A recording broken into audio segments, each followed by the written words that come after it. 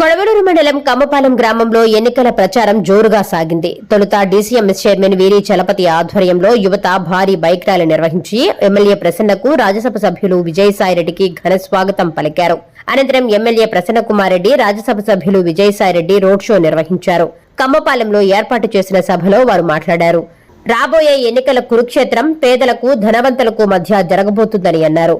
నియోజకవర్గంలో తెలుగుదేశం పార్టీ తనకు ప్రత్యర్థిగా నడమంత్రపు సిరిని దించారని ఆరోపణ చేశారు. వేమిరెడ్డి ప్రభాకర్ రెడ్డి కుటుంబం కష్టపడి చెమటోర్చి సంపాదించిందేమీ లేదని అన్నారు.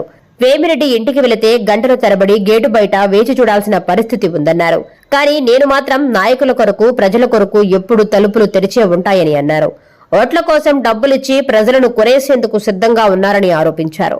రేపు రాబోయే ఎన్నికల్లో టీడీపీ దగ్గర డబ్బులు తీసుకున్నా ఓటు మాత్రం ఫ్యాన్ గుర్తుకు వేసి ఎమ్మెల్యేగా తనను, ఎంపీగా విజయసాయిరెడ్డిని గెలిపించాలని కోరారు. టీడీపీ, జనసేన, బీజేపీ పార్టీలు ఏకమైనా జగన్మోహన్ రెడ్డిని ఓడించడం అసాధ్యం అన్నారు. అర్హులైన ప్రతి ఒక్కరికి సంక్షేమ పథకాలు అందించిన ఘనత జగన్మోహన్ రెడ్డికే దక్కుతుందన్నారు. టీడీపీ అధికారంలోకి వస్తే పథకాల కోసం, పనుల కోసం కాళ్లు పట్టుకోవాల్సిన పరిస్థితి వస్తుందన్నారు.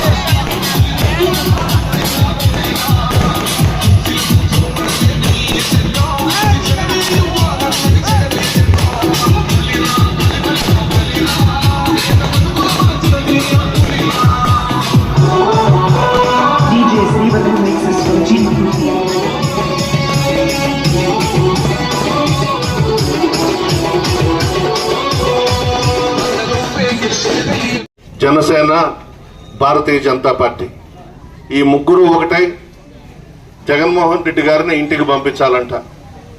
జగన్మోహన్ రెడ్డి గారు ముఖ్యమంత్రిగా ప్రమాణ స్వీకారం చేసిన మరుక్షణం నుంచి పేదల పక్షాన నిలబడి పేదల కష్ట సుఖాలు తెలుసుకుని పేదలందరూ బాగుండాలి, పేదరికాన్ని పూర్తిగా నిర్మూలించాలనే ఉద్దేశంతో సంక్షేమ పథకాలకు శ్రీకారం చుట్టిన విషయం కూడా మీ అందరికీ తెలుసు. ఈ 5 సంవత్సరాలలో మీ మధ్య ఉన్నాం. అందరం కలిసి నియోజకవర్గాన్ని అభివృద్ధి చేశాం, సంక్షేమ పథకాలు ఇచ్చాం. మన నియోజకవర్గం కోవూరు మొట్టమొదటి నుండి ప్రతిపక్షంలో ఉంటూ పోరాటాలు చేసిన వ్యక్తులను పక్కన పెట్టి ఒక కోటేశ్వరాలను తీసుకొని వచ్చారు ఈ నియోజకవర్గానికి. నడమంత్రపు సిరి మధ్యలో కోటేశ్వరాలు అయింది. ఈరోజు ఆమెను దించారు ఇక్కడ. వేమిరెడ్డి ప్రభాకర్ రెడ్డి గారి శ్రీమతి వేమిరెడ్డి ప్రభాకర్ రెడ్డి గారు 6 సంవత్సరాలు రాజ్యసభ తీసుకుని జగన్మోహన్ రెడ్డి గారి దగ్గర విలాసవంతమైన జీవితం గడిపి నెల్లూరులో ఒక ముస్లిం మైనారిటీ సోదరుడికి టికెట్ ఇచ్చారంటే అలిగి వెళ్లిపోయిన విషయం కూడా మీ అందరికీ తెలుసు. ప్రశాంత్ రెడ్డి గారిని కూడా తిరుమల తిరుపతి దేవస్థానంలో బోర్డు మెంబర్ గా వేశారు. ఢిల్లీలో 4 రాష్ట్రాలకు సంబంధించి టీటీడీ బోర్డుకు సంబంధించి ఇన్ఛార్జిగా పెట్టడం జరిగింది. కేవలం ఒక ముస్లిం మైనారిటీ సోదరుడికి నెల్లూరు వైఎస్ఆర్ కాంగ్రెస్ పార్టీ తరఫున ఎమ్మెల్యే సీట్ ఇచ్చారని చెప్పి అలిగి వెళ్లిపోయినారు. ఈరోజు కోవూరుకు వచ్చారు, నెల్లూరు పార్లమెంటుకు వచ్చారు.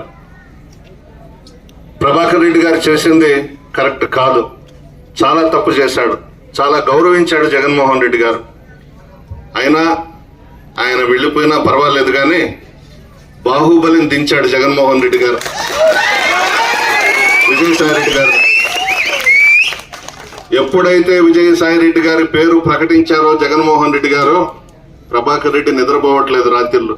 అతను గుండెల్లో రైళ్లు పరిగెడతా ఉన్నాయి. అదే వేమిరెడ్డి ప్రభాకర్ రెడ్డి గారు మనకు అందుబాటులో ఉండరు. ఆయన ఇంటికి పోవాలంటే 5 గేట్లు దాటాలి, మళ్ళా సెక్యూరిటీ ఉంటుంది. మనం పోయి అక్కడ బయట గేటు దగ్గర కూర్చోవాలి. 11 గంటలకో 12 గంటలకో భార్యాభర్తలు ఇద్దరు మిద్దె మీద నుంచి దిగితే ఆ దర్శనం కూడా మనకు దొరుకుతుందో లేదో మనకు తెలియదు. అన్నీ ఉంటాయి అక్కడ, మనం అయితే పోలేం లోపలికి. అన్నీ గమనించుకోండి. చాలా డబ్బు ఎత్తుకొస్తున్నారు. మన ప్రభుత్వం అధికారంలోకి వచ్చిన తర్వాత చాలా మందిని పార్టీలో చేర్చుకున్నాం, పొరపాటు చేశాం. వస్తున్నారు. మే 13వ తేదీ పోలింగ్ ఉంది. డబ్బెత్తుకొస్తున్నారు, ప్రజలను కొనేస్తారంట. నేనైతే మీకు ఒక చిన్న సలహా ఇస్తాను. ఓటుకి 5,000 ఇవ్వాలని చెప్పేసి తెలుగుదేశం పార్టీ వాళ్ళు నిర్ణయం తీసుకున్నారు. బంగారంగా తీసుకోండి, ఓటు మాత్రం ఫ్యాన్ గుర్తుకేయండి. అది అక్రమంగా సంపాదించిన డబ్బే. వేమిరెడ్డి ప్రభాకర్ రెడ్డి గారు ఏమి కష్టపడి ఆయన చెమటోడ్చి సంపాదించిన డబ్బు కాదు. ఏ ముఖ్యమంత్రి అయితే ఆ రాష్ట్రాల్లో అధికారంలోకి వస్తారో వాళ్ళు కాళ్ళు పట్టుకొని ఆర్బిట్రేషన్స్ కాంట్రాక్ట్స్ లో కోటీశ్వరుడైనాడు ఆయన. మన గేట్లు ఎప్పుడూ తెరిచే ఉంటాయి, మీ అందరికీ తెలుసు.